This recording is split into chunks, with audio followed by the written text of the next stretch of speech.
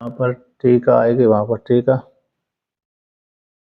तो यहाँ पर ये वर्णन किया कि अध्यास जो होता है अन्यत्र में अन्य का आभास है, अन्यत्र अधिकरण में भिन्न वस्तु का आभास हो जाना, वो अध्यास कहलाता है।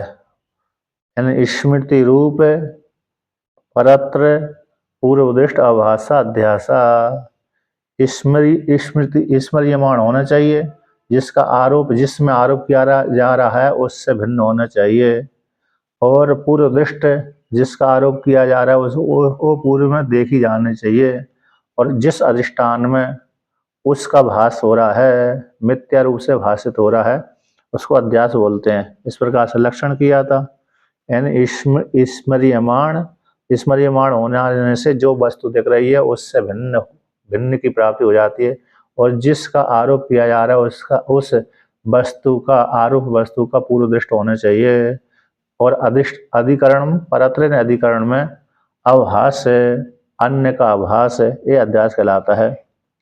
अब जब कहते हैं इस अध्यास के विषय में वादियों का भिन्न भिन्न मत है, भिन्न भिन्न मत है, अर्थात एक दूसरे के विवेक का ज्ञान न होने कारण ही क्या होता है, अध्यास हो जाता है, धर्माध्यास अर्थाध्यास। तो इसमें इस प्रकार से तो इतना लक्षण सभी वादियों में घटता है। कौन से वादियों में? परत्र भाषा, दूसरे में दूसरे का भाषित होना, इतना अध्यास का लक्षण सभी वादी मानते हैं। 6 आस्तिक 6 नास्तिक सभी स्वीकार कर लेते हैं।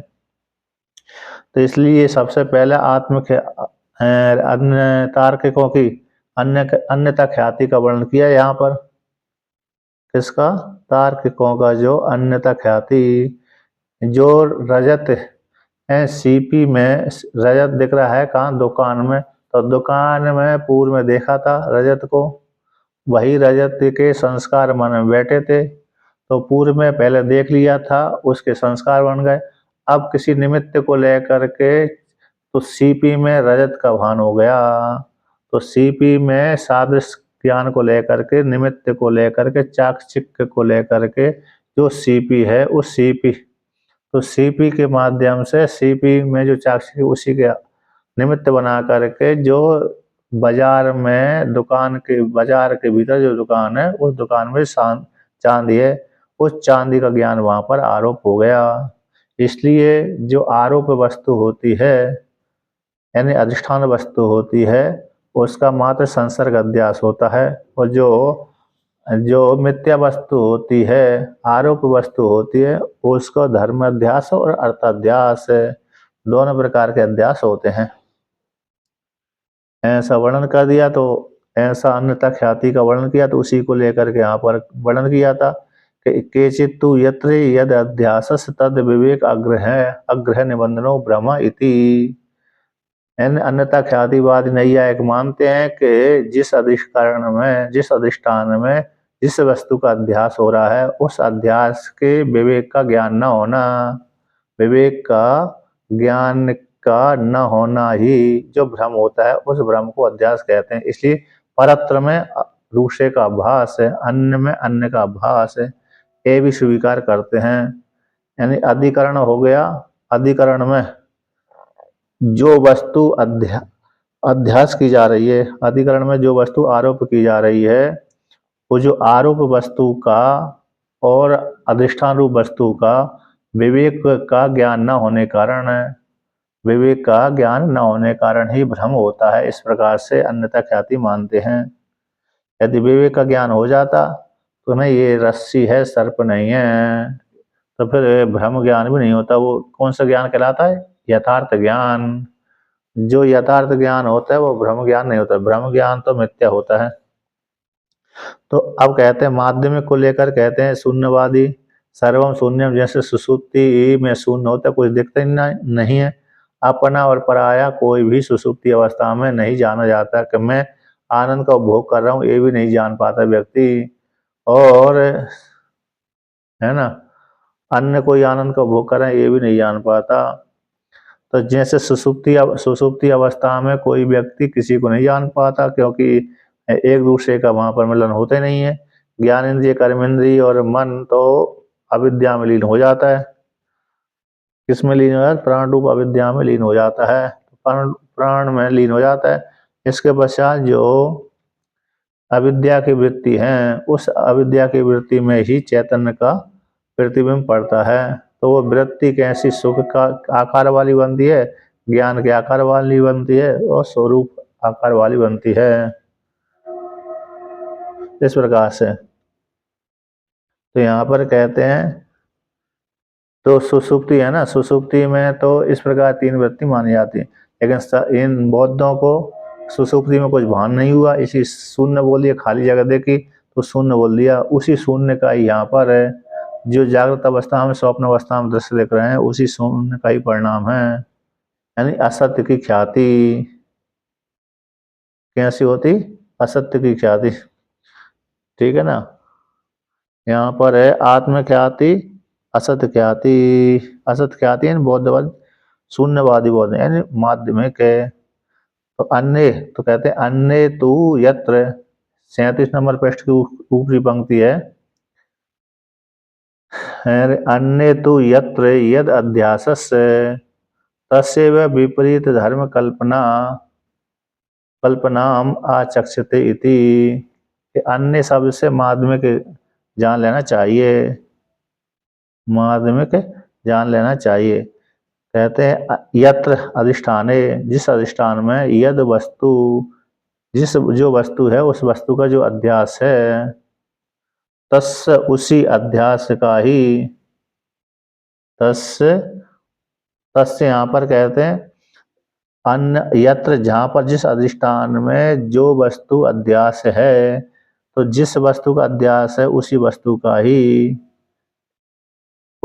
का ही विपरीत धर्म कल्पना माचक्षते।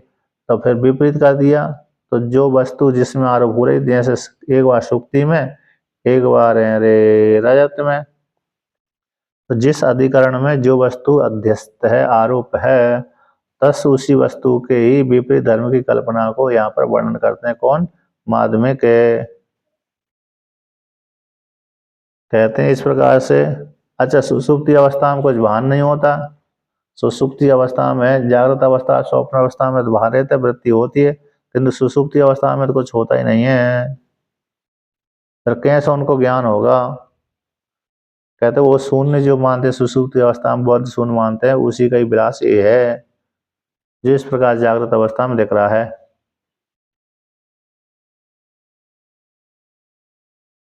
अच्छा, टीका में आया 37 नंबर पृष्ठ की पहली पंक्ति, यत्र यस्य अध्यासो, जिस अधिकरण में जिसका अध्यास होता है, लोक सिद्ध है, तयो दोनों अर्थ का, अध्यास अधिष्ठान और आरोप दोनों का, तद धिया उन दोनों की धिया का, भेद का ज्ञान न होने पर, तन मूल ब्रह्म, उस तो जो उसका मूल कौन है? अविद्या, अज्ञानी है।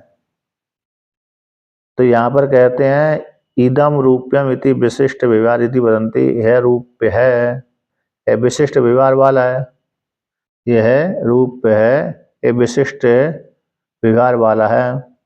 तो तैर विशिष्ट व्यवहार अन्यता अनुपत्ति विशिष्ट भ्रांते स्वकार्यत्वात् परत्र अविभाष सम्मति रीति भावा। तो यहाँ पर कहते हैं तैर उनके द्वारा विशिष्ट व्यवहार की, ठीक है ना, विशिष्ट व्यवहार की, तो जिनको कैसे हो गया? आरोप मात्र हो गया, उनके द्वारा विशिष्ट व्यवहार की अन्य प्रकार से उत्पत्ति न होने से, तो विशिष्ट भ्रांति का ही स्वीकार कर लिया जाता है। इसलिए परत्र आभासा, तो दूसरे में दूसरे का आभास है। तो यहाँ पर आगे वर्णन करते हैं शून्यवाद को लेकर के, कि जैसे जिस अधिष्ठान में जो वस्तु अध्यस्त है, अध्यास हो रही, तस् उसी वस्तु का ही विपरीत धर्म की कल्पना को यहाँ पर वर्णन करते हैं, ऐसा माध्यमिक मानते हैं। उसी को टीका में कहा गया है टीका में चौथी पंक्ति ऊपर से कहते तस्य एव अधिष्ठानस्य सुक्त्यादि विपरीत धर्म कल्पनां विपरीत बुद्धौ धर्मो यस्य तद्भावः तस्य रहितादेः अत्यंत असत कल्पना आचक्षते। कहते हैं तस्यैव, तस्य शब्द भाष्य में कहाँ पर आया कि तस्यैव अन्य तु यत्र यद अध्यासस् तस्यैव, तो यहाँ से तस्यैव यानी अधिष्ठान का, अधिष्ठान कौन हो सुक्ति आदि की, सुक्ति आदि जो अधिष्ठान है उस अधिष्ठान की विपरीत धर्म की कल्पना, तो विपरीत धर्म की जो कल्पना उस कल्पना को कहते हैं विपरीत बुद्धो, यहाँ पर कहते हैं विपरीत विरुद्ध धर्मो यस्य, अर्थात अधिष्ठान सुक्ति आदि की विपरीत धर्म की कल्पना की प्राप्ति हो जाने पर कल्पना को तो विपरीत क्या हो जाएगा विपरीत यानी विपरीत, तो विपरीत धर्म हो गया सुक्ति अधिष्ठान हो गया सुक्ति आदि का, और विपरीत धर्म की कल्पना उनका कल्पना के विपरीत यानी विरुद्ध धर्म है यस्य जिसका, विपरीत यानी विरुद्ध धर्म है यस्य जिसका तद्भाव सो विपरीत धर्म वाला, विपरीत धर्म की कल्पना को यानी कौन रजत आदि में, रजत आदि का अत्यंत असत्य है, जो रजत आदि है उसका सीपी में अत्यंत असत्य है, ऐसी कल्पना को आचक्षते कथन करते हैं।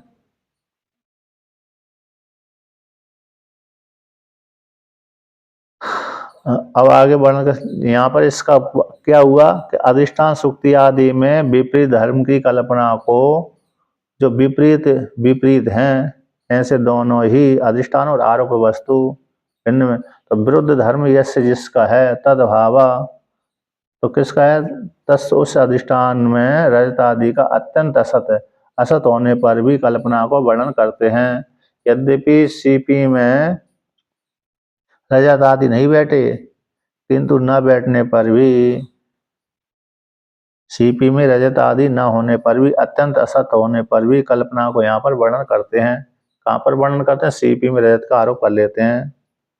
अब उसी को भगवान भास्कर ऊपर भाष्य में 37 नंबर पृष्ठ की में कहते हैं कि सर्वथा अपि तु अन्यस्य अन्य धर्म अवास्ताम न व्यभिचरति, क्या सर्वता है सभी प्रकार से, सर्वता शब्द का अर्थ होगा सभी प्रकार से, इन सारे मतों में परत्र अभाषा, परत्र पर में अभाषित लक्षण ऐसे लक्षण को बनाकर कहते हैं कि सर्वता आपी तो सारे वादी के तू अन्यस्य अन्य धर्म अवस्था न विवचरती, के सारे वादियों के मत में जो हमने लक्षण किया है इतना, यद्यपि लक्षण तो किया है सिद्धांत में भगवान भास्कर ने स्मृति रूप परत्र पूर्वदृष्ट अभाषा, किंतु उसको संक्षेप से कैसा हो गया परत्र अभाषा, परत्र यानी दूसरे अधिकरण में आभास हो जाना दिख जाना।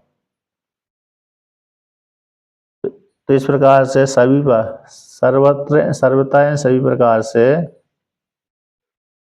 तो अन्यस्य अन्य वस्तु के अन्य धर्मता का अवस्था अभासताम न व्यभिचरती, एंड जो यहाँ पर है अन्य का अन्य धर्म की अवस्था को व्यभिचार नहीं करता। अब आगे कहते हैं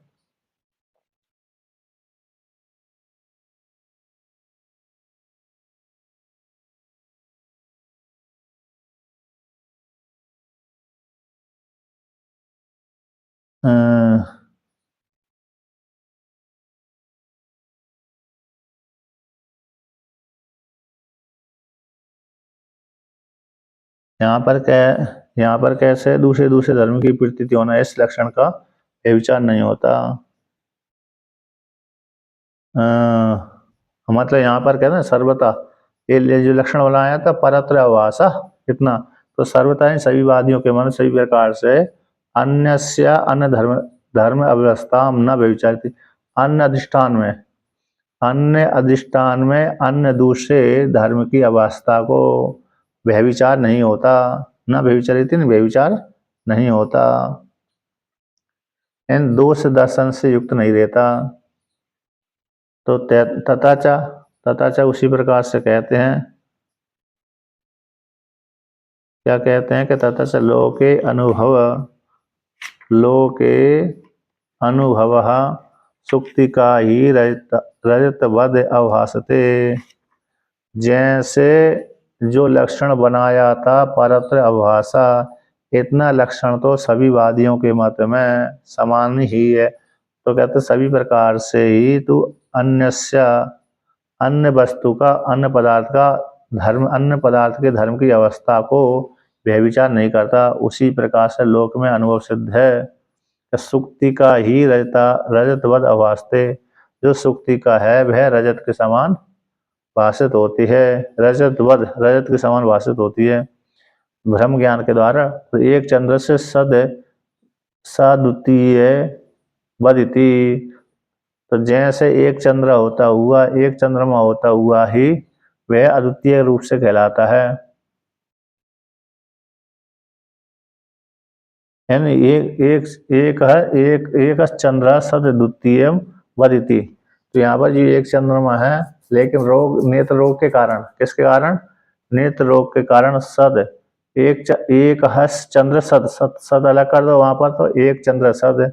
तो द्वितीय वद भवती, द्वितीय वद इति, तो द्वितीय के समान होता है। यानी यद्यपि चंद्रमा दो नहीं है, जैसे तिमिर रोग हो गया तो आंख में उंगली डाल दी, तो आंख में उंगली डाल देने से वहां पर दो वस्तु दिखने लगती हैं। क्यों दिखने लगती हैं?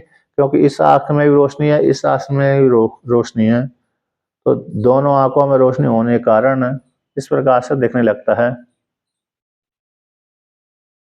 अब आगे कहते हैं, एन लोक में अनुभव सिद्ध कैसे? सुक्ति का जो सुक्ति का है उसमें रजत के समान आभासित है। सुक्ति का ही रजत के समान आभासित होती है। अतः सुक्ति का में रजत आदि का आभास होता है। जैसे एक चंद्र होता हुआ भी उसमें सद द्वितीय वद, सद एक चंद्र होता हुआ द्वितीय वद, द्वितीय वाला होता है, यानी द्वितीय रूप से है क्या नहीं? द्वितीय रूप से दिख जाते। एक चंद्रमा तो एक है, केंद्र एक चंद्र होता हुआ भी द्वितीय वद भवती, अतः द्वितीय के समान दिखने लगता है, किंतु होता नहीं है। अब आगे कहते हैं, कथम पुनः पृथक आत्मनि अविषय अध्यासो विषय तद्धर्मणाम। अब पूर्व पक्ष यहाँ पर पूछ रहा है, यहाँ पर जो ख्याति का वर्णन आया था, तो यहाँ पर जो ख्याति का वर्णन आया, अख्याति अन्यथा ख्याति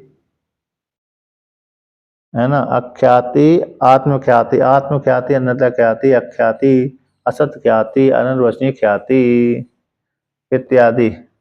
यहाँ पर इस प्रकार से कहा गया है कि जो कथम जो प्रत्येक आत्मा में अविषय, प्रत्येक आत्मा में अविषय में विषय से रहित प्रत्येक आत्मा में अध्यास और उनके विषय के धर्म का कैसे होगा? प्रत्येक आत्मा में जो किसी का विषय नहीं बनता उसमें अध्यास कैसा बनेगा? अथवा जहां पर जो संबंध हुआ उसके धर्मों में अध्यास कैसा होगा?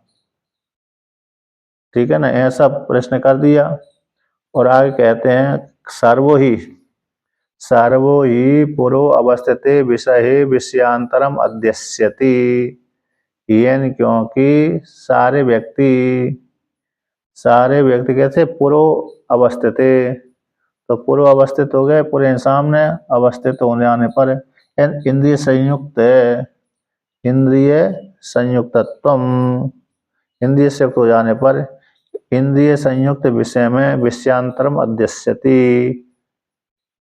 क्योंकि सभी जो सामने रखा हुआ है सर्व पूरा पूर्व काल में, तो कहते हैं सर्व पूर्व अवस्थित विषय में विषयांतर को अध्यस्त करता है। इंद्रिय से संयुक्त जो विषय है उस विषय में विषयांतर को अध्यस्त कर देता है। इस प्रकार से। तो यहाँ पर क्या निकला हुआ सार के पूर्व पूर्व में देखा गया, यानी जो पहला है पूर्व अवस्थित विषय में, जो सामने रखे हुए विषय में विषयांतर को अध्यास कर दिया तो क्या होगी, असत ख्याति हो गई। अब कहते हैं युष्मत प्रत्यय, यहाँ पर कहते हैं युष्मत प्रत्यय अपेतस्य च प्रत्येक आत्मनो अविष्यत्वम विर्विषि।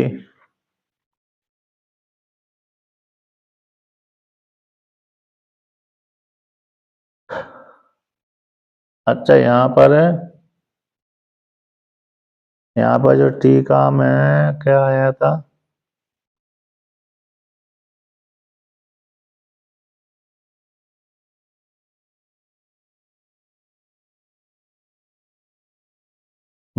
टीका में बादांतरकालीन अयम अनुभव, बाद के पश्चात है अनुभव, तत्पूर्व का सुक्तिकत्व है, ज्ञान का योग न होने से रजत का बाद प्रत्यक्ष सिद्धम मिथ्यात्व शब्द के द्वारा कहा गया है। अच्छा, अब आगे कहते हैं, तो यहाँ पर कहते हैं सामने सारी वस्तु सभी जगह सारे वादी इसी प्रकार से मानते हैं कि पूर्व अवस्थित विषय में विषयांतर का अध्यास हो जाता है। विषयांत इसको बोलते हैं असत ख्याति। अब कहते हैं ईस्मत प्रत्यय, तो ईस्मत प्रत्यय खत्म पुनः। यहाँ पर दिया चंद्र सहित बद एक अंगुलिया द्विधावाती इति अर्था, चंद्रमा के सहित एक, चंद्रमा के सहित एक ही होता है, जैसे चंद्रमा सहित वद एक एव अंगुलिया द्विधा भाती इत्यर्थ, जैसे चंद्रमा एक होता हुआ आंख में अंगुली डाल देने से दो दो चंद्रमा दिखने लगते हैं, इस प्रकार से वर्णन किया था। अब यहाँ पर वर्णन करते हैं कि प्रश्न कर दिया लक्षण और प्रकरण के उपसंहार करने के लिए इति शब्द यहाँ पर आया है, तो सद द्वितीयम बद इति, तो यहाँ पर जो इति शब्द आया तो टीकाकार कहते हैं लक्षण 29 नंबर पृष्ठ की पहली पंक्ति, लक्षण प्रमाण उपसंहारता, लक्षण और प्रकरण के उपसंहार करने के लिए इति शब्द आया है, लक्षण के और प्रकरण के उपसंहार करने के लिए इति शब्द आया। कहाँ पर इति शब्द आया, एक चंद्र सद्वितीयम इति, इसमें यहाँ पर इति आया। अब पुनः और आगे कहते हैं यत्र, टीका में ही है 39 नंबर पृष्ठ पे चौथी पंक्ति, जहाँ पर यत्र, जहाँ पर अपरोक्ष अपरोक्ष अध्यास अधिष्ठान, अपरोक्ष अध्यास अधिष्ठानत्वम तत्र इंद्रिय संयुक्तत्वम विषयत्वम च अतिव्याप्ति सुक्त्यादु दृष्टा, जिस अधिष्ठान में अपरोक्ष हो गया है, ऐसे अध्यास के अधिष्ठान में, जहाँ पर अध्यास का जो अधिष्ठान है उसमें तत्र वहाँ पर इंद्रिय संयुक्त विषयत्वम, इंद्रिय से संयुक्त विषय होता है, इस प्रकार से इति व्याप्ति सुक्ति आदि में देखी जाती है, तो तत्र वहीं पर कहते हैं ज्ञापक का अभाव जाने से आत्मा अधिष्ठानम न भवति, तत्र व्यापक अभावात है, तो इस प्रकार से सुक्ति कहते हैं व्याप्ति सुक्ति आदि में देखी जाती है, तथा तो कहते हैं दृष्टा तत्र वहां पर व्यापकत्व का अभाव हो जाने से आत्मा का अधिष्ठानत्व संभवती, ऐसा स्वीकार करके कहते हैं प्रत्येक आत्मा ने। अच्छा, आगे क्या कहते हैं, यानी युष्मत प्रत्यय भाष्य में 39 नंबर पृष्ठ पे युष्मत प्रत्यय अपेतस्य च प्रत्येक आत्मनो अविष्यत्वम अविरुद्धम ब्रवीषि, तो यहाँ पर युष्मत प्रत्यय अपेतस्य, युष्मत प्रत्यय अपेतस्य, युष्मत प्रत्यय का जो विषय है, किसका विषय है, युष्मत प्रत्यय, यहाँ पर युष्मत प्रत्यय से रहित का, यह प्रत्येक आत्मा अविष्यत्वम, अविश्वतम ब्रवीषि तुम कहते हो। तो यहाँ पर क्या सिद्ध हुआ, ईश्वर प्रत्यय से रहित प्रत्येक आत्मा का आवश्यकत्व का तुम वर्णन करते हो। ठीक है ना। यानी यहाँ पर टीका, श्रुति टीका में भी आया नीचे से दूसरी पंक्ति, न चक्षुषा गृह्यते, चक्षु के द्वारा गृहित नहीं होता। चक्षुषा न चक्षुषा गृह्यते, चक्षु के द्वारा वह आत्मा गृहित नहीं होता। इत्यादि श्रुतियों को स्मरण करके तुम अविश्वतम ब्रवीषि, तुम जो पदार्थ है, शब्द है, अविश्वत को यहाँ पर वर्णन करते हैं। तो यहाँ पर ईश्वर प्रत्यय से रहित प्रत्येक आत्मा का अविश्वत्व का वर्णन किया गया।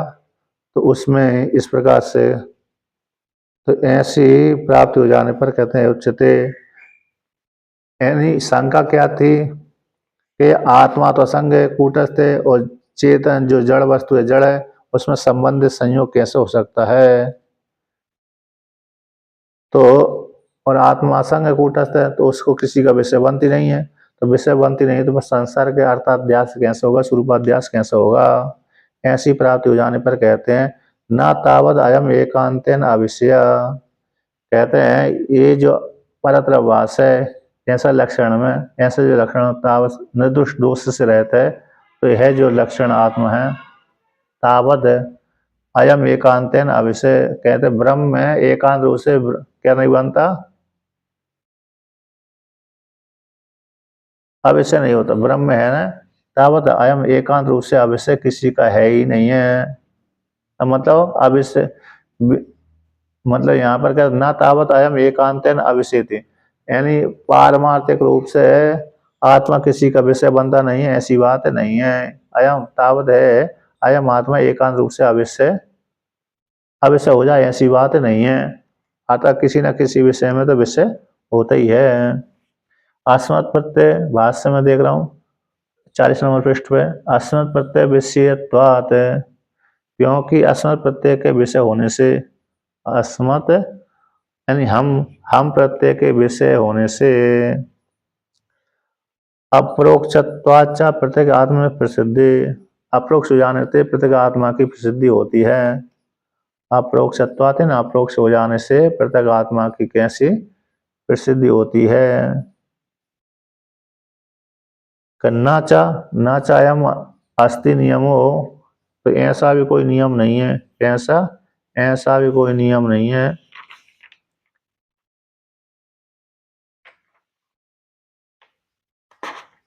यहाँ पर कहते हैं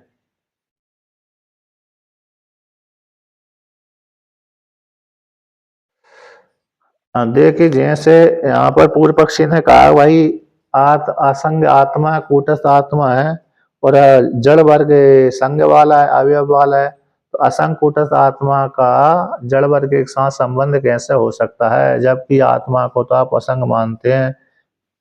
इदम प्रत्यय, क्योंकि आत्मा न चक्षुषगृहीत, ऐसे श्रुति कहती है ना, श्रुति कहती है कि आत्मा असंग कूटस्थ है, असंग हुई है पुरुषा, तो असंग पुरुष है, उसका धर्मों के साथ संबंध कैसे हो सकता है, धर्मी के साथ संबंध कैसे हो सकता है। ठीक है ना। यानी पूर्व पक्षी का कहना था कि जो आप आत्मा के जानने के लिए लक्षण कर रहे हैं, जबकि आप भाष्य की रचना कर रहे हैं, तो भाष्य जो दोष से रहते भाष्य व्यास अध्यास भाष्य की रचना कर रहे हैं, अध्यास भाष्य के ऊपर आपने टीका लिखी है, तो फिर आपने अरे असंग कूटस्थ परमात्मा है उसको विषय कैसे बना लिया, क्या बना लिया, असंग कूटस्थ परमात्मा को आपने विषय कैसे बना लिया। अर्थात वह तो असंग है, तो ऐसी प्राप्त हो जाने पर उच्चते कहते हैं ना तावत अयम एकांत न अवश्य, कहते हैं यानी जो आत्मा है, अयम अयम शब्द से आत्मा लेना है, किससे, अयम शब्द से आत्मा लेना है, तो आत्मा है एकांत रूप से, अब इंद्रिय का विषय बनती नहीं, ऐसी बात नहीं है। एकांत रूप से आत्मा विषय बनती नहीं है, ऐसी बात नहीं है। यानी पारमार्थ रूप से किसी का विषय बनती नहीं, किसी प्रत्यय का विषय बनती है, ऐसी बात नहीं है। अर्थात विषय बनती, यानी आत्मा विषय बनती है इदम अंश को लेकर के, कल्पित वस्तु को लेकर के। आत्या मतलब हाँ, आत्मा विषय बनती है कि न तावत अयम एकांत न विषय, पारमाणु से विषय बनती नहीं है आत्मा। तो ऐसे लक्षण करेंगे ऐसे, तो फिर अरे किसी के साथ संबंध नहीं होगा आत्मा का, असंकूटस्थ का किसी के साथ संबंध होगा ही नहीं।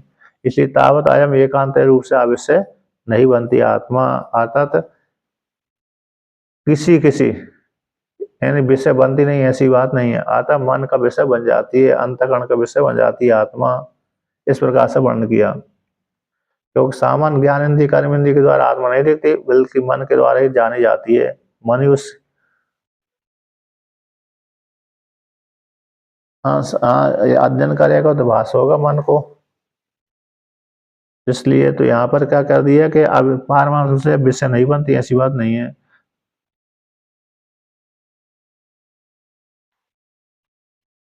क्या है?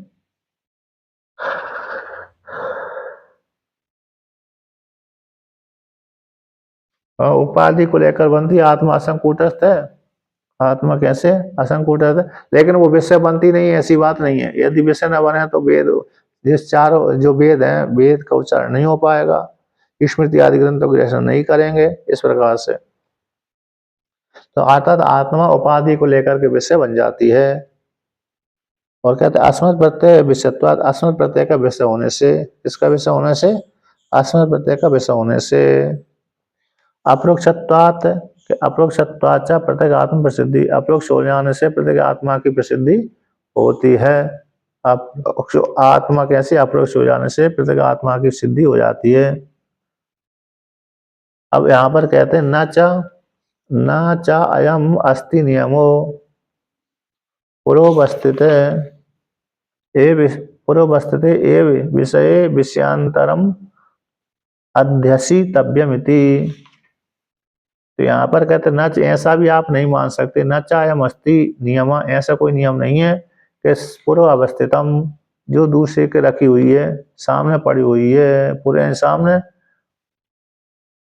अवस्थित है वस्तु, कोई वस्तु, ऐसे विषय में, सामने पड़ी हुई वस्तु के विषय में विद्या विषयांतरम अध्यस्यति। तो यहाँ पर कहते हैं विषय में विषयांतर का अध्यास कर दिया जाता है।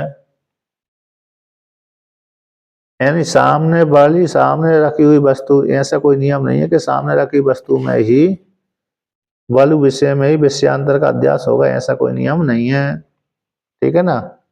नाचा नियम होती है, ऐसा कोई नियम नहीं है कि नियम कैसे, नियम नहीं कि पूर्व अवस्थित है सामने रखी हुई विषय में विषयांतर का अध्यास कर दे, ऐसा कोई नियम नहीं है। अब आगे कहते हैं कि अप्रत्यक्षत्वे अपि साक्षी आकाशे बाला बालस तल मलिनत्व, तल मलिनत्व प्रमाद्यंतम। तो कहते हैं अप्रत्यक्ष आकाश में, जैसे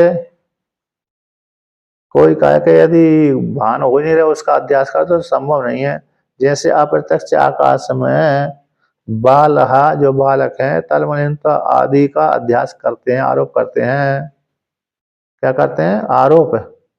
यानी जो अप्रत्यक्ष शास्त्र है, उस अप्रत्यक्ष आकाश है, उस आकाश में यदि चक्षु का विषय नहीं बनता, शब्द के माध्यम से जाना जाता है, तो कहते हैं अप्रत्यक्ष आकाश है। जो प्रत्यक्ष नहीं है ऐसे आकाश में जो बाल है, बाल मतलब सेवक, यानी कम है, जिन्होंने काव्य शास्त्र आदि अध्ययन किया है, ब्रह्म सूत्र आदि की अध्ययन नहीं किया, ऐसे जो बाल हैं, कैसे हैं? बाला अरे बालस तल मलिन वनिता आदि अध्यसनते।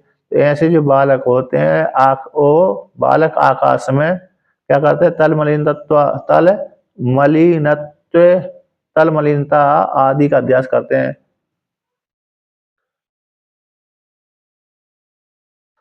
आकाश में जो उपाधि है, जैसे आकाश तो स्वच्छ निर्मल रहता है सूर्य के प्रकाश के जैसा, किंतु दूरदृष्टि के कारण और दूर देश में देखे जाने से वो नीला नीला सा दिख जाता है।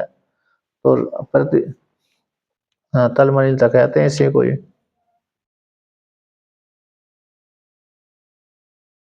बहुत जगह का भाष्य में आता ही है, तो दृष्टांत दिया ही आता है इसका। तो यहाँ पर वर्णन करते हैं कि यदि आप प्रत्यक्ष आकाश में बाला भी, जो प्रत्यक्ष चक्षु आदि इंद्रिय का विषय नहीं बनता ऐसा आकाश, उस आकाश में बालक जो है तलमिलता आदि का अध्यास करते हैं। एवं इस प्रकार से क्या सिद्ध हुआ कि एवं अविरुद्ध प्रत्येक आत्मनि अपि अपि अनात्म अध्यासा। एवं इस प्रकार से अविरुद्ध विरोध से रहते प्रत्येक आत्मा में, जो प्रत्येक आत्मा उस आत्मा में भी अनात्मा का अध्यास, अनात्मा का कैसे अध्यास है। अब कहते हैं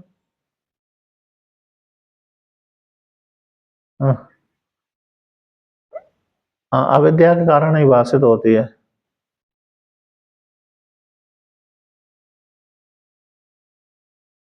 मेरे को अच्छा ठेठ हिंदी में पूछते रही और दरअसल कोई दूसरी बात चल रही थी मेरे को, तो दोबारा कर रिपीट कर देंगे, कोई बात नहीं। तो देखिए, तो यहाँ पर कहते हैं अब क्या है, अध्यास का लक्षण कहते हैं एवं अवृद्धम प्रत्यक आत्मनि अपि अनात्म अध्यास है। सारे वादियों के मत में एवं अवरुद्ध है, कोई विरोध से रहते सारे वादियों के मत में, तो कहते हैं उसी प्रकार से दूसरे अधिष्ठान में दूसरे का अध्यास हो जाता है। उसी प्रकार से यहाँ पर प्रत्यक प्रत्यक आत्मनि, तो प्रत्यक आत्मा है जो प्रत्यक आत्मनि, तो प्रत्यक आत्मा है उस आत्मा में भी अनात्म अध्यास है, अनाथ वस्तु का अध्यास है। यानी जो प्रत्येक आत्मा में अनाथ वस्तु का क्या कैसे हो जाता है, स्वरूप अध्यास संसर्ग अध्यास है। तो सारे वादी मानते जैसे सुक्ति में रजत का भान हो जाता है, सारे वादी मानते हैं तो सुक्ति में रजत का ज्ञान होता है, सीपी चांदी का ज्ञान हो जाता है। तो जिस प्रकार से वादी मानते हैं उसी प्रकार से विरोध से रहे सारे जो वादी हैं, छह आस्तिक छह नास्तिक, वो सारे कैसे हो गए, प्रत्येक आत्मा ब्रह्म ज्ञान के द्वारा अज्ञान कारण अनात्मा का अध्यास हो जाता है। इसका अनात्मा का अध्यास है। चेतन में जड़ का अध्यास, अनात्मा का अध्यास, इस प्रकार से वर्णन किया कि तम एतम एवं लक्षण अध्यासम पंडिता अविद्या इति मन्यन्ते, जो हमने लक्षण किया है स्मृति रूप परत्र पूर्वदृष्ट अभ्यासा, ऐसे लक्षण को तम एतम एवं, तम उसको, एतम इसको, एवं इस प्रकार से लक्षण रूप अध्यास को, जो लक्षण रूप अध्यास है उस अध्यास को पंडित लोग कैसे कहते हैं, अविद्या कहते हैं। जो अध्यास किया गया है भगवान भास्कर ने उसको क्या कहते हैं, अविद्या। अर्थात जो अध्यास है ब्रह्म ज्ञान के द्वारा अध्यास हो गया, उसको जो विद्वान लोग हैं, शास्त्र को जानने वाले हैं, ऐसे विद्वान इस अध्यास को अविद्या नाम से पुकारते हैं। क्या नाम से पुकारते हैं, अविद्या नाम से पुकारते हैं, मानते हैं। अब जो अविद्या इस प्रकार से है ना, जहां पर ब्रह्म ज्ञान होता है वहां पर अविद्या ही है। ब्रह्म गलत फहम, ब्रह्म ज्ञान के माध्यम से ब्रह्म ज्ञान हो जाता है, तो ब्रह्म ज्ञान के माध्यम से फिर बाद आगे बढ़ जाता है। तो कहते हैं, अब कहते हैं कि तद विवेकेन च वस्तु स्वरूप अवधारण विद्या माऊ, तो तद उस अविद्या को लेकर के विवेक के माध्यम से, विवेक के द्वारा वस्तु स्वरूप को निर्धारण करने के लिए, वस्तु के स्वरूप को निर्धारण करने के लिए विद्या को यहाँ पर वर्णन करते हैं।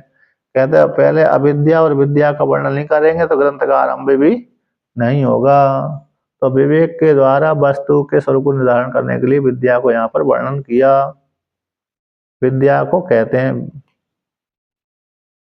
ठीक है ना, यानी ब्रह्म ज्ञान के द्वारा ही जो अन्यथा ख्याति हुई है, असत ख्याति हुई है, ब्रह्म ज्ञान हुआ है, इसी ब्रह्म विवेक ज्ञान के माध्यम से उसकी क्या हो जाती, निवृत्ति हो जाती है। विद्या, हाँ, अविद्या की निवृत्ति विद्या के द्वारा हो जाती है। तो आगे कहते हैं तत्र एवं सति, इस प्रकार से प्राप्त हो जाने पर है,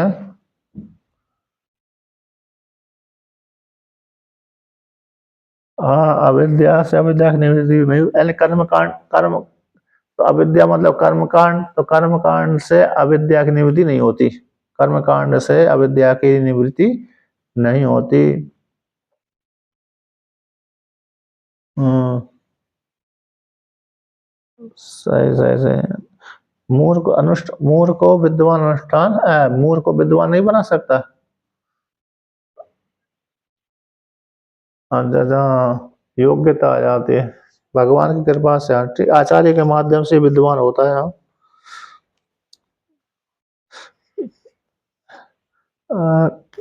कृपा से हो जाता है। अब आगे कहते हैं,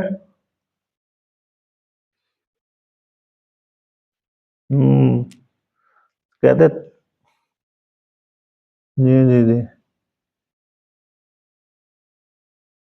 यहाँ पर वर्णन किया है अध्यस्त निषेध के द्वारा अधिष्ठान स्वरूप को निर्धारण, विद्या को, विद्या कहते हैं अध्यास का निवर्तक, अध्यास को हटाने के लिए विद्या को यहाँ पर वर्णन करते हैं। तो यही लक्षण किया था। तत्र एवं सती, तो तत्र एवं सती में यहाँ पर प्रश्न आया है कि क्या तथापि के कारण अविद्या को छोड़ करके, कारण अविद्या को छोड़कर कार्य अविद्या को क्यों वर्णन कर रहे हैं। कारण अविद्या को त्याग करके कार्य विद्या, कार्य विद्या को यहाँ पर वर्णन क्यों कर रहे हैं, यानी कारण विद्या को छोड़कर सुषुप्ति अवस्था की जो अविद्या है उसको छोड़ करके जो स्वप्न शरीर में जो अविद्या बैठी उसका वर्णन क्यों कर रहे हैं, ऐसा पूर्व पक्षी का कहना है।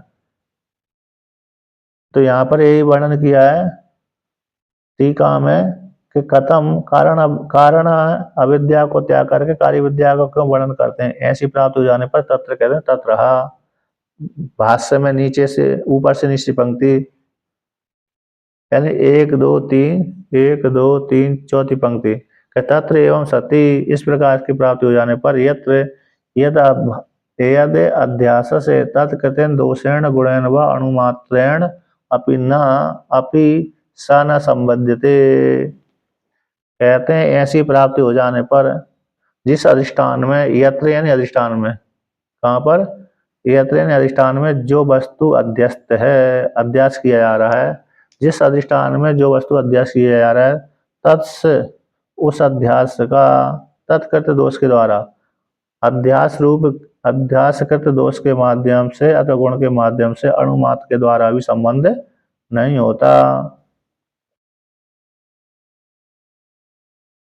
यहाँ पर दोष के कारण, यहाँ पर जो वस्तु है ना, जिस अधिष्ठान में जो वस्तु अध्यस्त है, अध्यास हो रहा है, उस वस्तु का तस्व जो अध्यास हो गया, तो दोष के द्वारा, गुण के द्वारा, अणुमात्र के द्वारा भी संबंधित आत्मा नहीं होती। अब आगे कहते हैं तम एतम अविद्याख्यम आत्मा अनात्मनो इतर इतर इतर इतर अध्यास से पुरस्कृत सर्वे प्रमाण प्रमाये व्यवहारा लौकिका वैदिकाश्च प्रवृत्तः सर्वाणि च शास्त्राणि विधि प्रतिषेध मोक्षपराणि।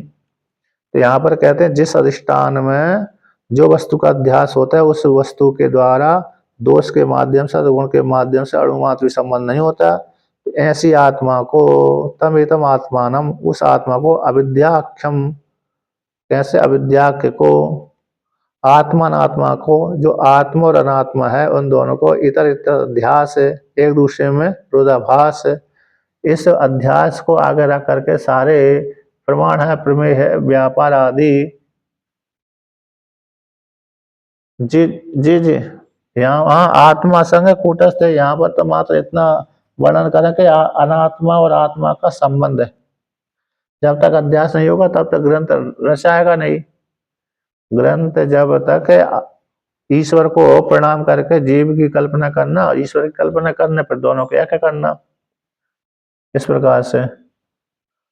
तो यहाँ पर तो वर्णन किया कि दोष के द्वारा, गुण के द्वारा तो अणुमात्र भी संबंधित नहीं होता। तो उस एतम, उसको एतम, इसको अविद्या को, अविद्या नामक को, आत्मा और अनात्मा को, आत्मा और अनात्मा के इतर इतर अभ्यास को पुरस्कृत करके, यानी अज्ञानी को निमित्त बना करके प्रमाण प्रमेय व्यवहार आदि लौकिक वैदिक से, प्रमाण है, प्रमेय है, व्यवहार है, और लौकिक है, वैदिक है, प्रवृत्त। लौकिक और वैदिक कैसे उनके उसके लिए प्रवृत्त होते हैं। और सर्वाणि च शास्त्राणि विधि प्रतिषेध मोक्ष वराणि, जितने भी शास्त्र हैं सारे शास्त्र विधि और प्रतिषेध निर्देश, विधि परक, प्रतिषेध परक और मोक्ष परक हैं। इस प्रकार से वर्णन किया।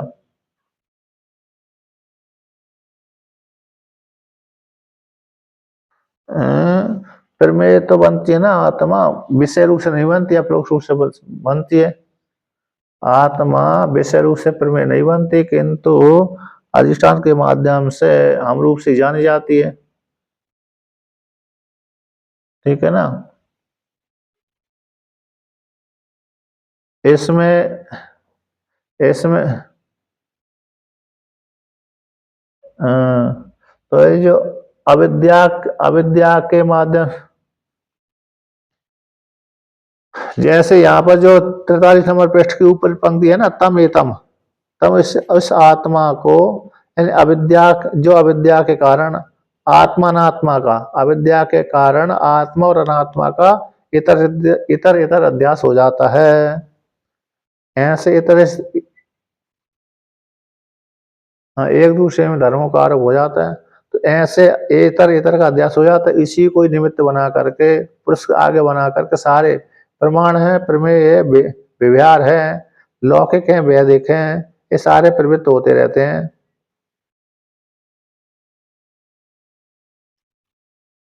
हाँ हाँ, सीपी में रजत का ज्ञान, मृग में इसका जल का ज्ञान, लोहे पिंड में अग्नि का ज्ञान, इस प्रकार से। तो दूसरे के दूसरे में धर्म संसर्ग हो गया ना, संसर्ग, संसर्ग अध्यास, स्वरूप अध्यास है, संबंध अध्यास है।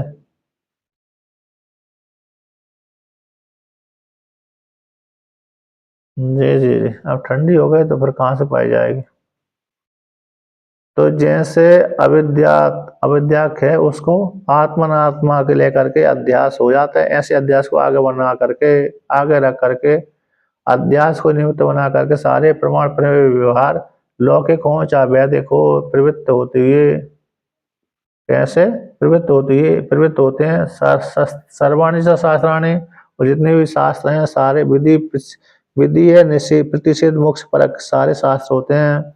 धर्म अर्थ काम मोक्ष परक जो शास्त्र हैं, इस प्रकार से इनको निमित्त बना किसके लिए, अज्ञानी के लिए, अज्ञानी के लिए विधि प्रतिषेध मोक्ष परक जो वाक्य हैं, ऐसे इनको निमित्त बनाकर कैसे हो जाते, सारे प्रमाण प्रमेय व्यवहार आदि चलते रहते हैं। ठीक है ना। यानी अविद्या वाले व्यक्ति में ही ये शास्त्र प्रवृत्त होता है।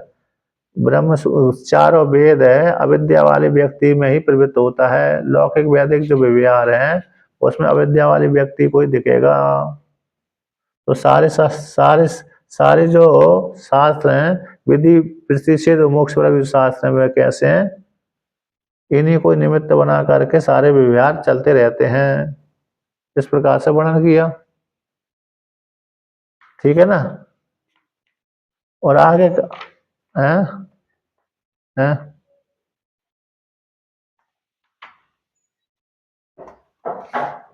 हम्म,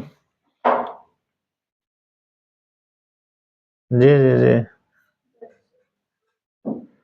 हाँ। अब देखिए प्रश्न कर रहे हैं, कथम पुनर अविद्या, कथम पुनर अविद्या बद विषयाणि प्रत्यक्षादीनि प्रमाणानि शास्त्राणि च इति। तो यहाँ पर प्रश्न किया, कैसे अविद्या वाला जो पुरुष है, अविद्या वाले जो पुरुष है, अविद्या वाले यानी हम, अविद्या वाला हूँ, अविद्यावान हम इति, ऐसे अध्यास वाला जो आत्मा है इन प्रमाता सब विषय विषय ने आश्रय जैसा जिनका, ऐसे उसको बोलते हैं अविद्या विषय अविद्यावद विषयाणी। अविद्या वाला जो पुरुष है ना, अविद्या वाला, तो अविद्या वाले पुरुष के जो विषय आश्रय किए जाते हैं अविद्या वाले व्यक्ति के ना, तो कथम कथम यहाँ प्रश्न का वाचक कैसे पुनर् अविद्या वाला जो व्यक्ति है प्रमाता है उस प्रमाता को आश्रय करके जो रहते हैं ऐसे जो विषय रहते हैं ऐसे विषय। टीका में आया है अविद्यावान हम, मैं अविद्या वाला हूँ, इस प्रकार से अध्यासवान आत्मा, अध्यास वाली जो आत्मा प्रमाता है, मतलब यहाँ पर है प्रमाता प्रमाण प्रमेय, तीन प्रकार त्रिपुटी होती ना, प्रमाता प्रमाण प्रमेय, ध्याता ध्यान ध्येय, मनता में, प्रमाता मनता हो गया और में हो गया ज्ञाता हो गया इत्यादि। यहाँ पर ये वाक्य आए हैं तो इनको लेकर कहते हैं जो जब जिस व्यक्ति में अविद्या बैठी हुई है, जिस व्यक्ति में अविद्या बैठी है ऐसे अविद्या वाला व्यक्ति ही इन प्रत्यक्ष आदि प्रमाणों को शास्त्रों के लिए कैसे अधिकारी बनता है, यानी अविद्या वाला ही क्यों विषय बनता है। अविद्या वाला जो व्यक्ति है वह व्यक्ति ही प्रत्यक्ष आदि प्रमाणों का और शास्त्रों को के लिए क्यों अधिकारी बनता है, कैसे अधिकारी बनता है, उसी के लिए विधि प्रतिषेध मोक्ष परक वाक्य क्यों है, उसी के लिए ही किस प्रकार से हैं?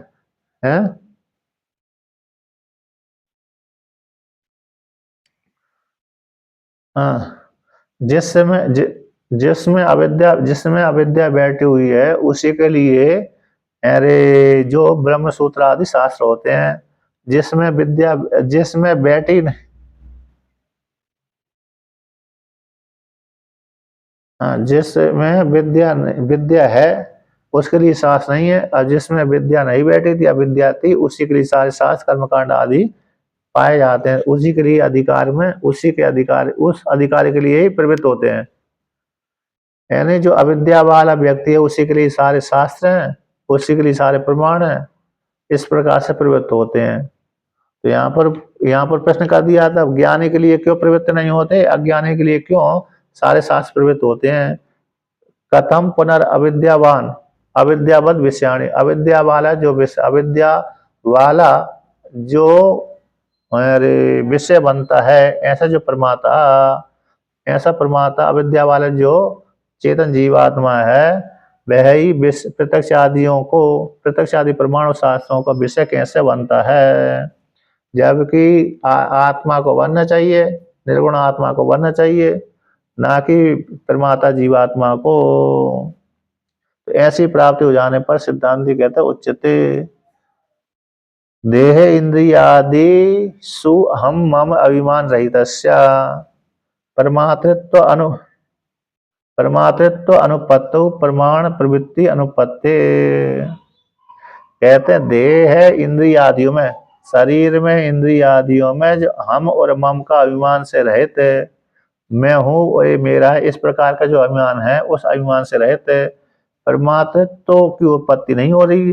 प्रमाता प्रमाण प्रमेय आदि की उत्पत्ति न होने पर, तो प्रमाण की जब प्रमाता की उत्पत्ति न होने पर प्रमाण प्रवृत्ति अनुपत्ति, प्रमाण की प्रवृत्ति नहीं होगी। जैसे देह इंद्रिय आदियों में हम के अभिमान से रहते जो व्यक्ति है उस व्यक्ति में कहते हैं प्रमाता प्रमाता वह प्रमाता की उत्पत्ति न होने पर, जानने वाले की उत्पत्ति न होने पर भी, तो प्रमाण जो प्रमाण इंद्रिय ज्ञान इंद्रिय कर्म इंद्रिय अंतःकरण है जो प्रमाण कहलाता है उस प्रमाण की भी प्रवृत्ति नहीं होगी। इस प्रकार से वर्णन किया है कि नहीं। तो अविद्या वाले व्यक्ति को ही क्या होते हैं विषय बनते हैं, इस सारे शास्त्र अन्य को विषय नहीं बनते। तो ऐसा वर्णन किया, आगे का पाठ फिर कल चलाएंगे। हाँ हाँ यहीं से चला देंगे और का। जी जी जी जी जी जी जी जी।